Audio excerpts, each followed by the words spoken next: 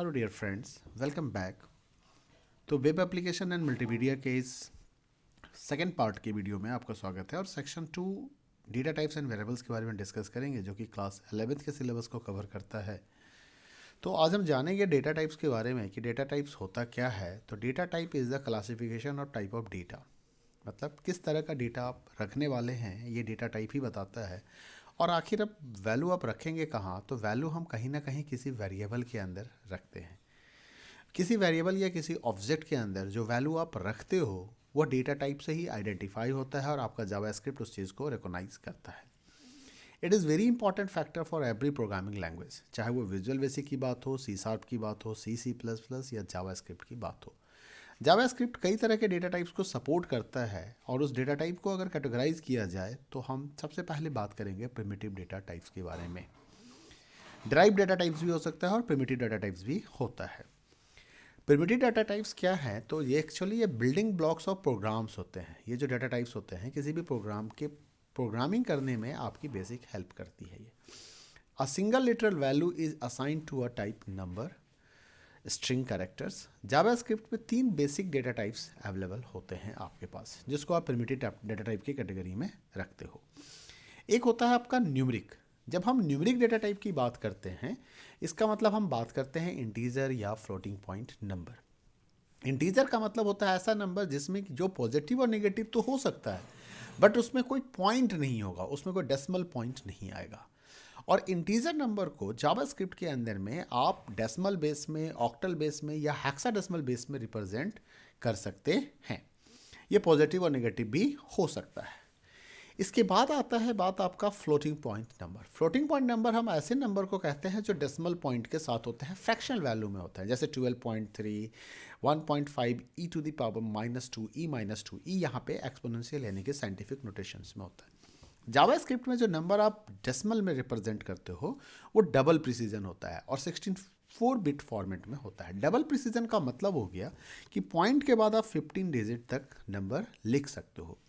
Standard numeric operators के साथ इसके ऊपर आप काम कर सकते हो, जैसे आप add, subtract, multiply, modulus, remainder, arithmetic, ये सारे कैलकुलेशंस हम यहाँ पे कर सकते हैं किसी भी न्यूमेरिक डेटा टाइप के साथ।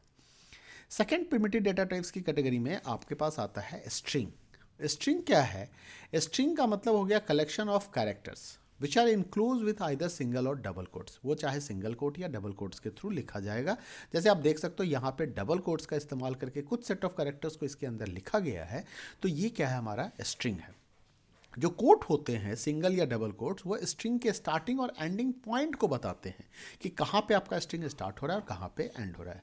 Single quotes hide the double quotes और double quotes can hide the single quote. इस चीज़ का ध्यान रखना है। जैसे डबल कोट से यहाँ पे डबल कोट्स के अंदर में अब आप सिंगल कोट को यूज़ कर सकते हो। सिंगल कोट है यहाँ भी और यहाँ भी सिंगल कोट है, और इसके अंदर में हमने क्या किया है? डबल कोट का इस्तेमाल किया हुआ है, जैसे कि आप एक एग्जाम्पल में देख सकते हो। नल स्ट्रिंग का मतलब क्या होता है? वो स्ट्रिंग जो एम्प्टी है, जहाँ पे कोई भी वैल्यू आपने नहीं दिया है, तो एम्प्टी स्ट्रिंग को हम नल स्ट्रिंग कहते हैं। कुछ एस्केप सीक्वेंस कैरेक्टर कॉन्स्टेंट्स भी आप यहाँ पे यूज कर सकते हो, /n/t/b/r, इसका भी इस्तेमाल हम कर सकते हैं। एक स्ट्रिंग को किसी दूसरे स्ट्रिंग के साथ कॉन्कैट करना हो तो हम प्लस साइन का इस्तेमाल करते हैं। जैसे 7 + 120 तो 127 होगा, लेकिन डबल कोट्स के अंदर में अगर आपने 7 लिखा तो ये स्ट्रिंग बन जाएगा, और अब 120 के साथ कोट कर इसको कॉन्कैट करोगे, प्लस करोगे। देखो यहाँ पे जो प्लस था वो आपका ऐड का काम कर रहा है, लेकिन इस जगह पे जो प्लस है वो आपका कॉन्कैट का काम कर रहा है। तो ये क्या बनेगा? 7120 आपको दिखाएगा आउटपुट विंडो में।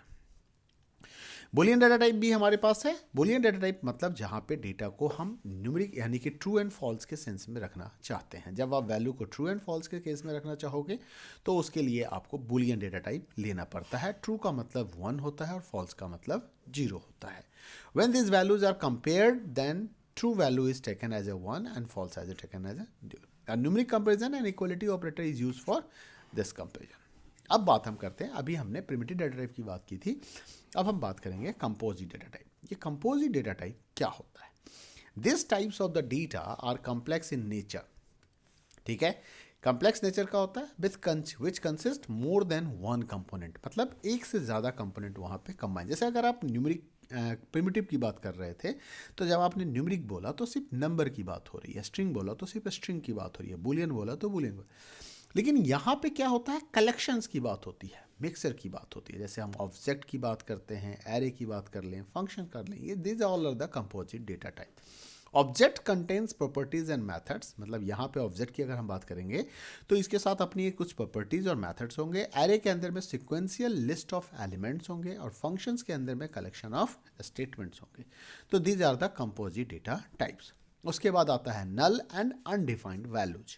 मीन्स जब कभी आप किसी वेरिएबल को डिक्लेयर तो कर रहे हो but you don't want to give any value, no value declare करना चाहते हो, तो उसके लिए लीगल वैल्यू जो होता है वो होता है नल।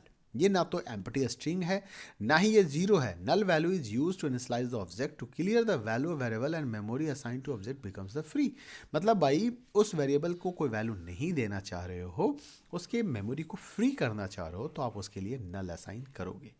When variable is declared without assigning value, then it contains undefined। मतलब अगर किसी वेरिएबल को आपने कोई वैल्यू नहीं दिया तो वो अनडिफाइंड वैल्यू माना जाएगा, अनडिफाइंड वेरिएबल माना जाएगा, और ऐसे केस में आपको रन टाइम एरर देखने को मिल सकता है। उसके बाद हम बात करते हैं वेरिएबल्स। ये वेरिएबल होता क्या है? अभी हमने वेरिएबल कहा, तो जब आप वैल्यू को स्टोर करना चाहोगे तो वैल्यू कहाँ स्टोर होगा? कंप्यूटर की मेमोरी में। अब मेमोरी को कैसे रिकॉग्नाइज करोगे? तो उसके लिए हम क्या करते हैं, वेरिएबल क्रिएट करते हैं। तो variables can be thought as a name containers in the computer memory. You can place data in this containers and refer to the value using the name. A variable consist of an identifier, a scope और a specific data type. किसी variable जो होते हैं वो actually क्या है, memory का एक नाम है जहां पे आप उस वैल्यू को रखते हो और उस वेरिएबल की मदद से आप उसे एक्सेस करते हो। ठीक है, it's just like a identifier. ठीक, identifier is the name of the variable, वो किसी कंपोनेंट को आइडेंटिफाई करता है। यूजफुलनेस, अब क्या फायदा होगा?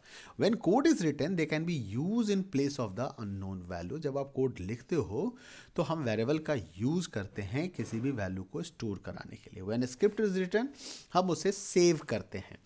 This then clear the purpose of the code because you can give the meaningful name which make the code easy to read। Variable को यूज करने का एक फायदा ये भी होता है। There are some set of reserve words। JavaScript के अंदर में इसके कुछ अपने रिजर्व वर्ड हैं। रिजर्व वर्ड का क्या काम है?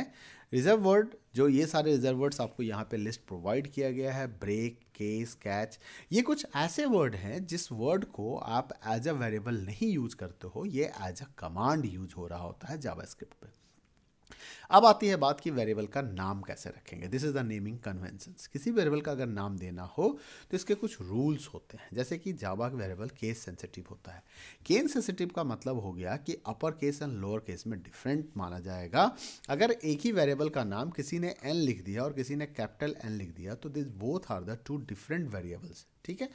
Use valid characters. वेरिएबल नाम लिखते समय आपके लिए वैलिड कैरेक्टर क्या होगा?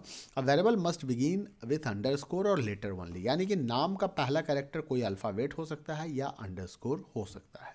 All other characters are invalid to start the variable name. Variable must not contain blank space. आप वेरिएबल में नहीं यूज कर सकते हो। अंडरस्कोर के थ्रू आप ब्लैंक स्पेस को रेफर कर सकते हो। डिजिट से किसी वेरिएबल के नाम को हम स्टार्ट नहीं कर सकते हैं। रिजर्व वर्ड, अभी आपको ऊपर एक लिस्ट दिखाया गया था, set of reserve word. In reserve words को हम एज अ वेरिएबल नहीं डिक्लेयर कर सकते हैं, वेरिएबल का नाम नहीं दे सकते हैं। That's why it is called the reserve. Java ने इसको रिजर्व कर रखा है, इसके कुछ स्पेशल मीनिंग होते हैं। अब आती है बात कि जब कभी भी हम किसी वेरिएबल को यूज करना चाहते हैं तो हमेशा वेरिएबल को पहले क्या करना होता है? डिक्लेयर करना होता है। एंड डिक्लेरेशन के बाद उसका इनिशियलाइजेशन होता है। JavaScript can be define the variable with the help of the keyword var. Var keyword का इस्तेमाल करके हम वेरिएबल डिफाइन करते हैं, क्रिएट करते हैं, डिक्लेयर करते हैं। और इक्वल टू यानी कि असाइनमेंट ऑपरेटर को यूज करके हम किसी भी वेरिएबल को वैल्यू असाइन करते हैं। वेर एक कीवर्ड है।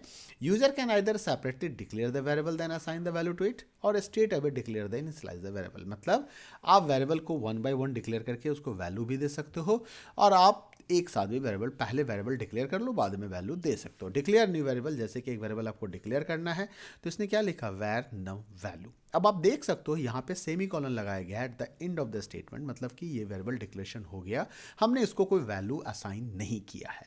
तो अभी इसको जो क्योंकि आपने कोई वैल्यू असाइन नहीं किया है तो जावास्क्रिप्ट इसको क्या वैल्यू मानेगा? अनडिफाइंड वैल्यू मानेगा। जैसे कि यहाँ पे x नाम के वेरिएबल को डिक्लेयर कर दिया गया, आप देख सकते हो कि x is the declare here, but x को कोई वैल्यू नहीं दिया गया, लेकिन यहीं पे y को डिक्लेयर करके उसको वैल्यू असाइन भी कर दिया गया है, दैट इज द 100। कस्टमर को डिफाइन किया गया है बट इसको कोई वैल्यू नहीं दिया गया है, ठीक है। x इक्वल टू 10, वेरिएबल आपने यहाँ डिफाइन किया था, वैल्यू आपने यहाँ दे दिया। x इक्वल टू, अब इस x और इस x में क्या डिफरेंस है, ये केस सेंसिटिव है, ये स्मॉल x है, ये कैपिटल x है, ठीक है। y इक्वल टू 5 और यहाँ पे आपने sum equal to x plus Y, तो क्या करेगा, सम नाम के वेरिएबल को x और y की वैल्यू को ऐड करके इसे प्रोवाइड कर देगा। वेरिएबल स्कोप, जब आप कोई वेरिएबल बनाते हो तो हर एक वेरिएबल का एक स्कोप होता है। स्कोप का मतलब उसकी एक्सेसिबिलिटी होती है, उसका लाइफ होता है, वो कहाँ तक एक्सेसिबल है। Scope of variable refers to the area of program which it can be access, मतलब वो एरिया जहाँ पे उस वेरिएबल को एक्सेस किया जा सकता है। दो तरह के स्कोप होते हैं, global and local scope. Global scope किसे कहते हैं, consider the example while handling the rate of sugar, we can declare the variable sugar rate of global, मतलब इसको हमने ग्लोबल रेट बना दिया। ग्लोबल का मतलब it is fix in the fair price shop, ठीक है, जैसे गवर्नमेंट का भी वही होगा और इसका भी यही होगा।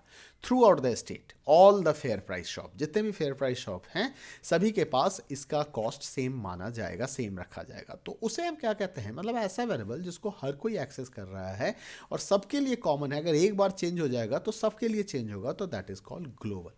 उसी जगह पे लोकल व स्कोप का मतलब होता है कि लोकल शॉप वाले क्या करते हैं कि अपना खुद का रिटेल रेट्स डिसाइड करते हैं और शॉप टू शॉप वो वेरी कर सकता है, तो वो लोकल है, ठीक है, वो उस दुकान के लिए ही है।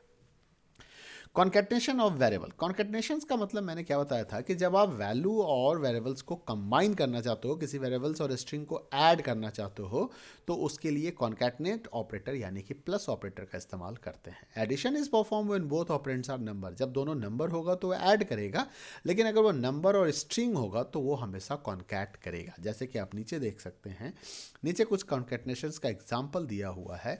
वैर टेम्प द टेम्परेचर इज +100, तो ये temp the temperature is the string है और ये न्यूमेरिक वैल्यू है, तो इसका फाइनल आउटपुट स्ट्रिंग में निकल के आएगा, the temperature is 100 inside the double quotes. Var messes 20 plus days till new year, तो 20 एक स्ट्रिंग इंटीजर वैल्यू है और ये स्ट्रिंग है, तो कॉन्कैट होके ये 20 डेज टिल न्यू ईयर होके आएगा। But if both operands are number, तो अगर ऐसा है जैसे ए भी इंटीजर है बी भी इंटीजर है, अब आप इन्हें इसको ऐड किया तो ये आपको क्या प्रोवाइड करेगा, 39, तो सम की वैल्यू क्या होगी, 39 होगी। कई बार हमें कांस्टेंट भी डिक्लेयर करने की ज़रूरत होती है। कांस्टेंट एक स्पेशल वेरिएबल होते हैं जिसकी वैल्यू को आप चेंज नहीं कर सकते हो। आप अगर आपने वेरिएबल के पहले कॉन्स्ट कीवर्ड लगा दिया उस वेरिएबल को डिक्लेयर करने से पहले, तो इसका मतलब हो गया कि आप उसे कांस्टेंट रखना चाहते हो और आप उसकी वैल्यू को चेंज थ्रू आउट प्रोग्राम नहीं करना चाहते हो। एक कन्वेंशन है कि कांस्टेंट हमेशा अपर केस में लिखा जाता है। जितने भी ब्राउजर्स होते हैं वो सभी कांस्टेंट वेरिएबल को सपोर्ट करते हैं। जैसे कि पाई नाम का एक वेरिएबल डिक्लेयर किया गया, कॉन्स्ट पाई 3.14, कॉन्स इंस्टेंट्स 3, मतलब क्या है कि इंटरेस्ट की वैल्यू 3 है, पाई की वैल्यू दिस है और ये वैल्यू चेंज नहीं होगी। तो इस तरह से आपका सेक्शन 2 कंप्लीट हो जाता है। यहाँ पे कुछ एक्सरसाइज दिए हुए हैं जिसे हम फर्दर डिस्कस करेंगे आपके साथ। तब तक के लिए अपना ख्याल रखिए, मिलेंगे अगले वीडियो में जहाँ पे हम सेक्शन 3 के बारे में बात करेंगे और वो सेक्शन होगा हमारा ऑपरेटर।